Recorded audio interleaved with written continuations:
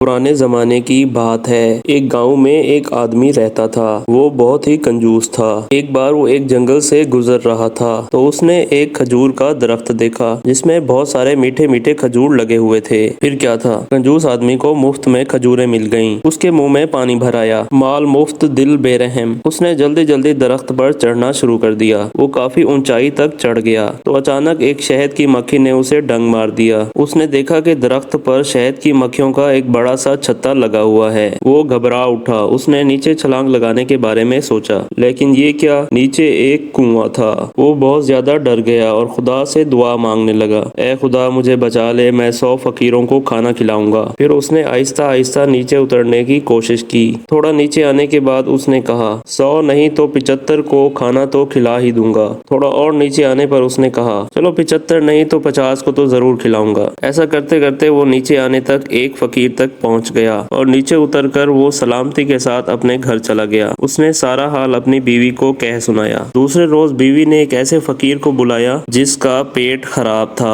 اور جو کھانا ٹھیک ڈھنگ سے نہیں کھا سکتا تھا۔ فقیر بھی اتفاق سے کنجوس اور چالاک آدمی تھا۔ اس نے 20 روٹیاں، دہی، کھیر اور دودھ پیک کرنے کو کہا اور جاتے وقت کنجوس آدمی کی بیوی سے کہا، جی میرا نذرانہ۔ اس نے سونے کے سکے فقیر کو دیے۔ شام کو جب کنجوس آدمی گھر واپس آیا تو اس نے فقیر کے بارے میں پوچھا تو اس کی بیوی نے سارا ماجرا کہہ سنایا۔ کنجوس آدمی کو بہت غصہ آیا۔ وہ لاٹھی لے کر فقیر کے گھر پہنچا۔ فقیر کی بیوی بہت چالاک تھی۔ اس نے جب کنجوس آدمی کو غصے کی حالت میں اپنے گھر کی طرف بڑھتے دیکھا تو وہ دروازے کے باہر آ کر زور زور سے چلانے لگی کہ پتہ نہیں کسی نے میرے شوہر کو کیا کھلا دیا ہے، ان کی طبیعت بہت زیادہ خراب ہو گئی ہے، ہائے میں کیا کروں، ایسا لگتا ہے کہ اب وہ زندہ نہیں بچیں گے، ارے کوئی ہے جو میری خبر گیری کرے۔ کنجوس آدمی یہ سن کر بری طرح سہم گیا۔ اس نے فقیر کی بیوی سے کہا، آپ چلائیں مت، میں آپ کے شوہر کے علاج کے لیے ابھی 2 سونے کے سکے گھر سے بھیج دیتا ہوں۔ چالاک فقیر گھر کے اندر بیٹھا مزے لے لے کر خوب ہنس رہا تھا۔ اس طرح ایک کنجوس نے ایک بڑے کنجوس کو پھنسا لیا۔